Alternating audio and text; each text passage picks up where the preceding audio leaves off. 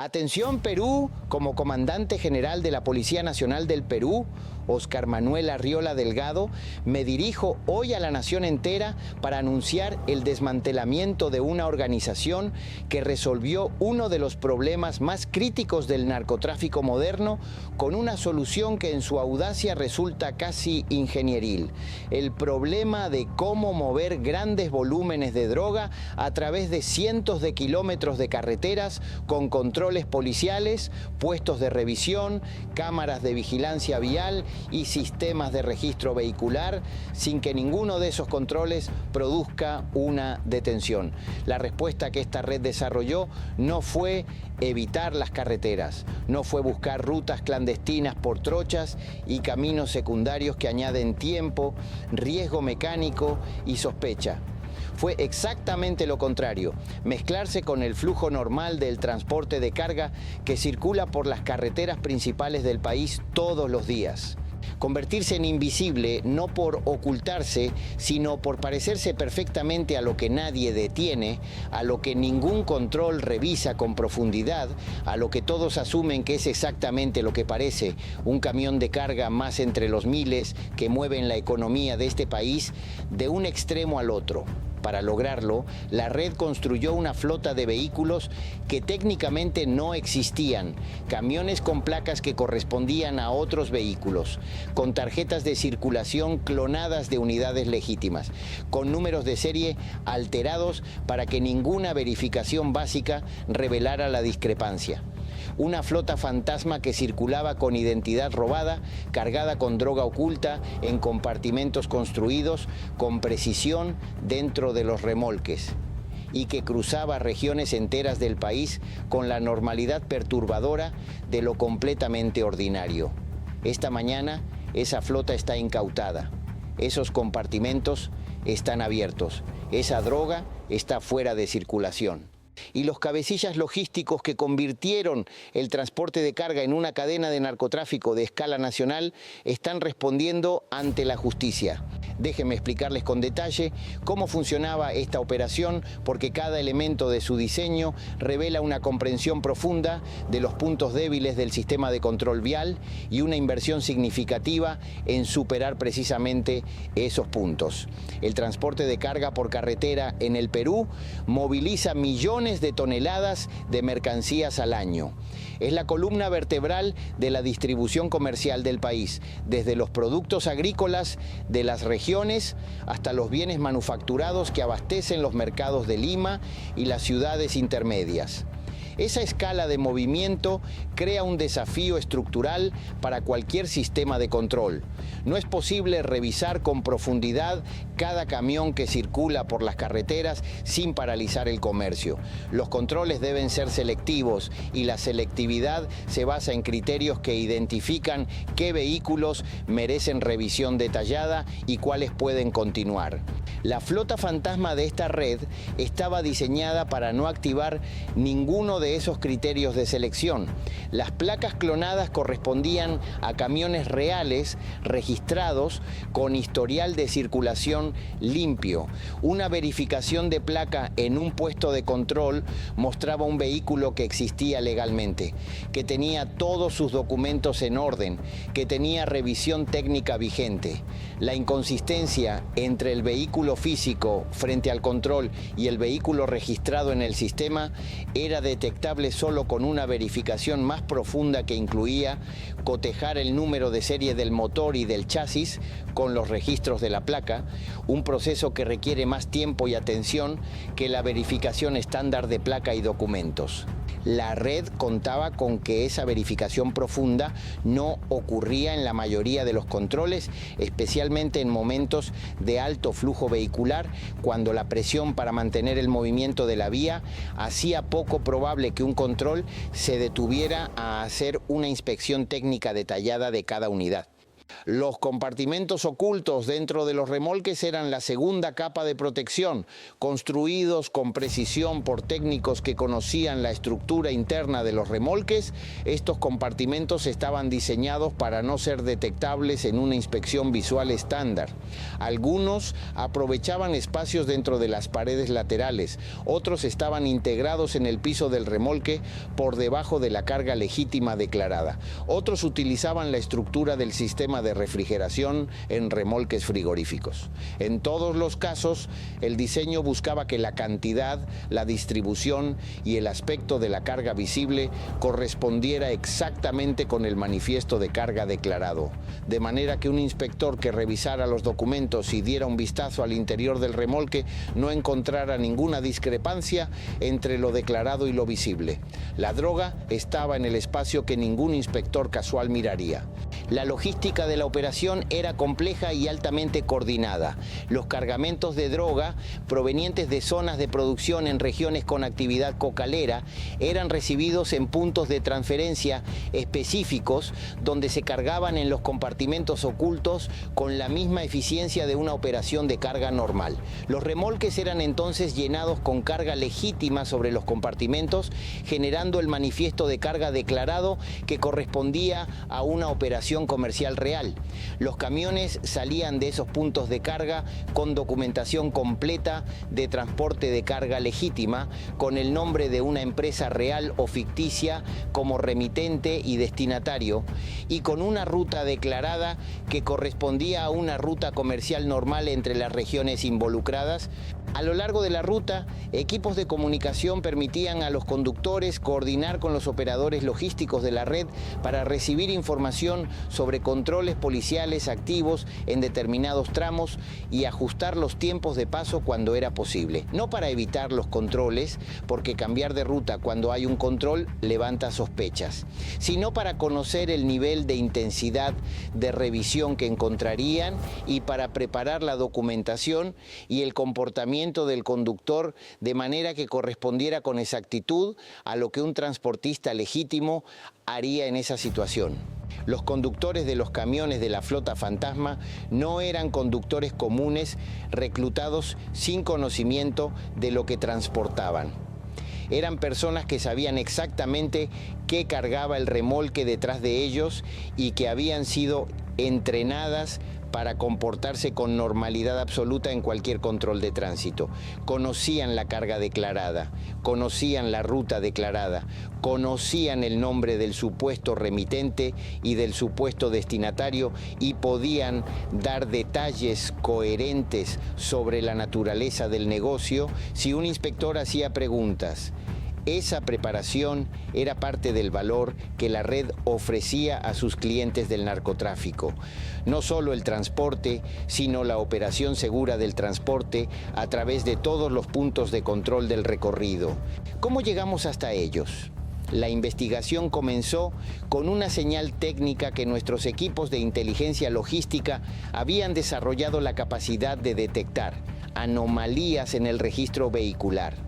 El sistema de gestión vehicular del país tiene, como todo sistema de su tipo, inconsistencias acumuladas. Vehículos que circulan con placas de unidades que deberían estar fuera de servicio. Camiones con documentación de una región que aparecen regularmente en controles de otra región sin que haya un registro de transferencia de propiedad. Unidades con mantenimiento declarado en talleres de una zona, pero que aparecen en registros de circulación en zonas remotas en las mismas fechas. Esas inconsistencias son pequeñas individualmente, pero cuando se procesan en volumen, los patrones que emergen pueden señalar exactamente el tipo de operación que buscábamos. El análisis de esos patrones identificó un conjunto de unidades vehiculares con inconsistencias sistemáticas que no tenían explicación en el uso normal del transporte de carga. Placas que aparecían en registros de control en distintos puntos del país en tiempos y distancias que eran físicamente incompatibles si se trataba del mismo vehículo, lo que confirmaba que había al menos 2 unidades usando la misma identidad vehicular. Esa duplicidad, detectada en múltiples casos dentro de un patrón geográfico consistente con rutas de narcotráfico conocidas, fue la confirmación técnica de la hipótesis de flota fantasma. Desde esa confirmación técnica, el trabajo de inteligencia en terreno comenzó. Identificamos los patios de carga y almacenes donde los camiones de la flota se estacionaban entre operaciones. Seguimos los movimientos de las unidades sospechosas en sus rutas. Identificamos a los conductores y comenzamos a construir sus perfiles y sus conexiones. Y rastreamos hacia arriba en la cadena hasta los coordinadores logísticos que gestionaban la flota, asignaban las cargas y coordinaban las comunicaciones en ruta. Cuando el cuadro estuvo completo, el operativo se ejecutó de manera simultánea en múltiples puntos. Los almacenes y patios de carga donde estaban estacionadas unidades de la flota, los domicilios de los cabecillas logísticos y los puntos de la ruta donde teníamos conocimiento de movimientos activos. Los artificieros y los perros especializados en detección de estupefacientes de la PNP participaron en la inspección de los vehículos intervenidos, identificando los compartimentos ocultos con precisión que la construcción de esos espacios intentaba evitar, pero que el entrenamiento de nuestros equipos superó. La droga incautada en los compartimentos de los remolques intervenidos representa cantidades que, de haber llegado a su destino, habrían alimentado el mercado de distribución minorista en varias ciudades del país durante semanas. La variedad del material incautado, que incluye distintos tipos de estupefacientes, confirma que la flota fantasma no servía a una sola organización de narcotráfico, sino que era un servicio de transporte disponible para múltiples clientes del crimen organizado que pagaban por la capacidad logística de la red. La documentación adulterada, incautada, tarjetas de circulación clonadas, manifiestos de carga falsos, documentos de identidad de empresas transportistas que no corresponden a entidades reales o que usurpan la identidad de empresas legítimas, va a ser analizada por los peritos documentológicos del Ministerio Público para establecer la escala completa de la operación de falsificación que sostenía la flota, porque construir y mantener una flota fantasma operativa requiere producción continua de documentación falsa, y la red tenía la capacidad instalada para hacerlo. Identificar esa capacidad es importante para determinar si la red de falsificación servía también a otros fines o a otras organizaciones criminales. Los equipos de comunicación incautados en los vehículos y en los domicilios de los coordinadores contienen los registros de las comunicaciones de ruta que mencioné antes, información sobre alertas de control que los conductores recibían, coordinaciones sobre tiempos de paso y eventualidades en ruta. Esa comunicación va a ser analizada para reconstruir el número y el cronograma de las operaciones completadas por la red antes de su desarticulación, lo que tiene impacto directo sobre la cuantificación de la actividad criminal para los cargos penales. Quiero hablar sobre las implicaciones de este caso para el sistema de control del transporte de carga en el país, porque aunque el operativo de hoy desarticuló esta red específica, la vulnerabilidad que explotó, la posibilidad de hacer circular vehículos con identidad falsificada con un nivel de verificación que no detecta la falsificación, es una vulnerabilidad sistémica que existe mientras el sistema de control vehicular en ruta dependa principalmente de la verificación de placa y documentos sin cotejo en tiempo real de los números de identificación físicos del vehículo. Estamos coordinando con el Ministerio de Transportes y Comunicaciones y con la SUNARP para evaluar la factibilidad de implementar verificaciones de VIN, el número de identificación vehicular grabado en el chasis y en el motor, en los puestos de control de mayor tráfico de transporte de carga. Ese cotejo, que compara el número físico del vehículo con el número registrado en la placa que porta, tarda minutos con los equipos adecuados y detecta inmediatamente la discrepancia entre un vehículo clonado y el original. Es el control que esta red evitó durante meses, precisamente porque sabe que la mayoría de los controles no lo realizan. Generalizar su aplicación en los corredores viales de mayor uso para el transporte de carga, especialmente en las rutas que coinciden con los corredores de narcotráfico identificados, elevaría significativamente el costo y el riesgo de operar flotas fantasma de este tipo. También estamos trabajando con la industria del transporte de carga legítimo para establecer sistemas de verificación de identidad vehicular entre las propias empresas transportistas. Una empresa de logística que alquila capacidad de transporte a terceros tiene interés en verificar que el vehículo que contrata es quien dice ser, no solo por razones de seguridad jurídica, sino porque la asociación de su nombre de empresa con un vehículo fantasma puede tener consecuencias comerciales y legales que no está en posición de asumir. Hay tecnología disponible desde lectores de BIN portátiles hasta sistemas de verificación en línea que las empresas del sector pueden incorporar en sus protocolos de contratación a un costo que se justifica ampliamente con la protección que proporciona. Y a los transportistas independientes que operan en las rutas nacionales y que en algún momento han sido contactados para participar en operaciones de carga que les resultaron inusuales, que pagaban más de lo normal, que requerían discreción sobre el contenido del remolque, que ofrecían primas por circular en horarios específicos o por evitar determinados controles. Si reconocen en esa descripción algo que han vivido o que les han propuesto, tienen acceso a canales de denuncia confidencial. Su información sobre cómo funciona este tipo de operación desde el interior es exactamente el tipo de inteligencia que permite que investigaciones como esta lleguen a resultados como los de hoy, y la confidencialidad de su identidad está garantizada. A las organizaciones de narcotráfico que usaban esta flota para mover sus cargamentos y que esta mañana se encuentran sin su canal de transporte habitual, los registros de la red están en nuestras manos, los patrones de las rutas están documentados, las fechas de los envíos anteriores están en los equipos de comunicación incautados.